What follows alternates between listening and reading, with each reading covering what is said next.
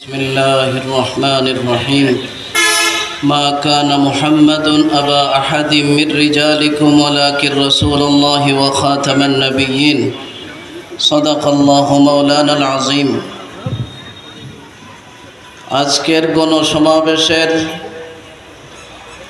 মূল দাবি সম্পর্কে আমরা সকলেই একমত। কাদিয়ানীরা কাফের।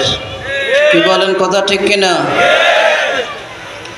সরকারিভাবে সিদ্ধান্ত হওয়ার জন্য স্বাধীনতা পরবর্তী এ পর্যন্ত সময়ে আমাদের আকাবির উলামায়ে কেরামরা নিজ নিজ অবস্থান থেকে দুর্বার গণ আন্দোলন সৃষ্টি করার পরও এখনো পর্যন্ত কোনো সরকারই কাফের ঘোষণা করতে সমর্থ হয়নি।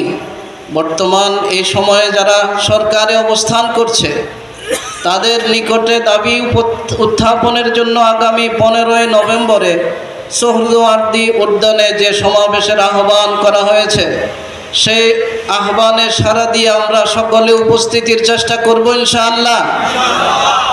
আমার শায়েখে মুহতারাম আল্লামা শাহ আহমদ শফি রহমতুল্লাহি আলাইহির জীবনের শেষ সময়ের মনের খুব ইচ্ছা ছিল কাদিয়ানীদেরকে অমুসলিম ঘোষণা করা। আর এই দাবিটুকু ইচ্ছাটুকুকে পূরণ করার জন্যে পীর সাহেব মধুপুরী দামাত বারকাতুহুম সারা বাংলাদেশ সহ বিশ্বের আনাচে কানাচে ঘুরে ফিরে এই বিশাল এই সমাবেশের আহ্বান করে যাচ্ছেন।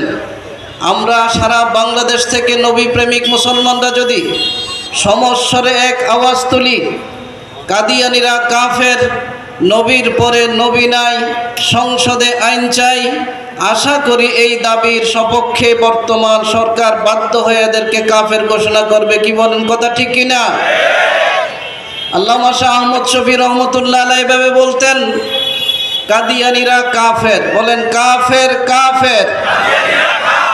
যারা বলে না তারাও কাফের, যারা মানে না তারাও, যারা বলে না তারাও, যারা মানে না তারাও, যারা চুপ থাকে তারাও।